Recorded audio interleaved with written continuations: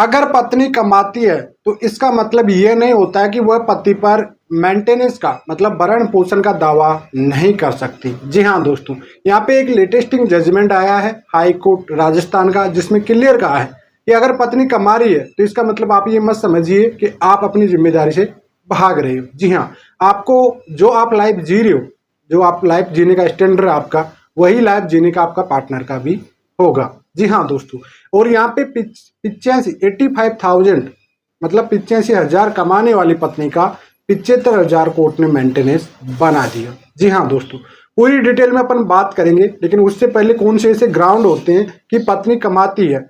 और उसके बाद भी पति से मेंटेनेंस ले सकती है, उसके कौन कौन से ऐसे ग्राउंड है जिसको कोर्ट ने हाई कोर्ट ने इंक्लूड किया गया है। तो चलिए दोस्तों, नो टाइम पास नो बकवास, सीधा करते हैं काम की बात। मैं हूँ हंस। सेकंड बात दोस्तों, कमेंट में नंबर ना छोड़े, अगर आप मुझसे ही बात करना चाहते हो, डिस्कशन में पूरी डिटेल होती है, अपॉइंटमेंट बुक करके आप बात कर सकते हैं। देखिए दोस्तों, सबसे पहले तो मैं आपको एक चीज बता देता हूँ, आपके लिए कॉमन एक चीज बता देता हूँ कि मान लीजिए आपकी पेमेंट बहुत हाई है, आप कमाते हो 1 लाख 1.5 लाख रुपए, लेकिन आपका पार्टनर कमा रहा 10 से 15,000 रुपये, तो आप पे मेंटेनेंस का दावा भी करेगी और आपसे मेंटेनेंस ले भी सकती है। क्यों? सीआरपीसी 125 क्लियरली कहता है दोस्तों, जो आपका स्टैंडर्ड है, चाहे वो कोई सा भी पार्टनर हो, मान लीजिए आपकी पत्नी 1 लाख कमा रही है, आप लोग 10,000 कमा रहे हैं, तो आप भी मेंटेनेंस ले सकते हो। लेकिन आप भी मान लीजिए 1 लाख 1.5 लाख कमा रहे हो और आपकी पार्टनर कम कमा रही, तो ऐसी सिचुएशन में आपकी पत्नी आपसे मेंटेनेंस के लेने की हकदार होगी। यहाँ पे कोर्ट में कहीं जगह आज की डेट पे हस्बैंड लोगों का काफी मेंटेनेंस बनता है, तो आपका भी अगर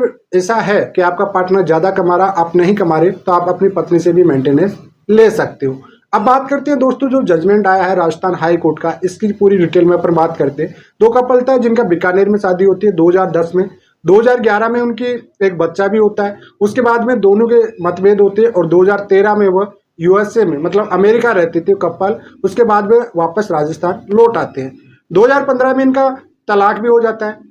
लेकिन 2015 के बाद पत्नी हैदराबाद में शिफ्ट हो जाती है अपने बच्चे के साथ, और बच्चा एक स्टैंडर्ड स्कूल में पढ़ रहा है। उसने सीआरपीसी 125 का मेंटेनेंस का केस करती है, तो वहां पे उनका निचली अदालत जो मेंटेनेंस 50,000 रुपये तो पत्नी का बना था और 20,000 रुपये यहाँ पे बेटे का बनाया जाता है। लेकिन अभी हाल ही में ये 2018 में उनका मेंटेनेंस बन भी जाता है, लेकिन दोबारा उन्होंने एक याचिका डाली कि साहब मेरा पति ज्यादा कमा रहा है और हमारा जो खर्चा वो नहीं चल पा रहा है इसमें, इस स्टैंडर्ड से, जो पति जिस स्टैंडर्ड से रह रहा उस स्टैंडर्ड से हम नहीं रह पा रहे,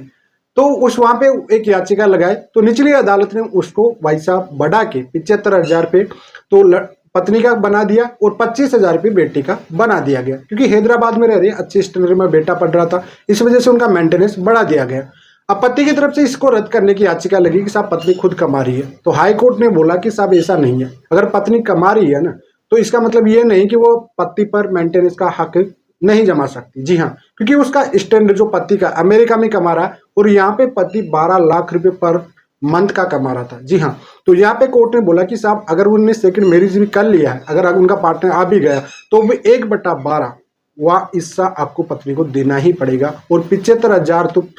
पत्नी का बनाया और 25,000 रुपये बेटे का मेंटेनेंस को बढ़ा दिया गया, और जो पति ने याचिका लगाई थी रद्द की उसको खारिज कर दिया गया। तो दोस्तों कुल मिलाकर आपको ये समझ लेना चाहिए दोस्तों, यहाँ से इस जजमेंट से एक बात समझ में आ जानी चाहिए आपको कि भैया अगर आपका पेमेंट हाई है और आपकी एविडेंस आपकी पत्नी के पास है, कहीं से भी लग चुके, चाहे वो आरटीआई, चाहे आप बिजनेस कर रहे हो, चाहे आपकी बिजनेस की डिटेल कहीं से भी अगर आपकी पत्नी के हाथों में पहुंच चुकी है, और तो फिर आप मेंटेनेंस से बच नहीं सकते हो। कोर्ट के लिए बात कहता है कि अगर आप ज्यादा कमा रहे हो, स्टैंडर्ड आपका लिविंग का जो रहने का स्टैंडर्ड हाई है, तो उसी टाइप से आपको रहने का अधिकार भी है। यहाँ पे सेम इक्वलिटी में आप कहता हूँ आर्टिकल 14 ये क्लियर करता है कि अगर आपका पार्टनर भी कमा रहा मान लीजिए, और आपका स्टैंडर्ड आपकी वाइफ जो पार्टनर कमाती है उसका स्टैंडर्ड आपसे ज्यादा हाई है, तो आप भी दावा कर सकते हो आपसे पत्नी से और मेंटेनेंस भरण पोषण ले सकते हो। तो आई होप दोस्तों आपका एक डाउट था क्लियर हो गया, और आप ये सोचते बार बार एक सवाल भी आता रहता है लोगों का कि साहब क्या मेरी पत्नी वेल एजुकेटेड है, पढ़ी लिखी है, तो आज की डेट में देखो वेल एजुकेटेड में एक जजमेंट आया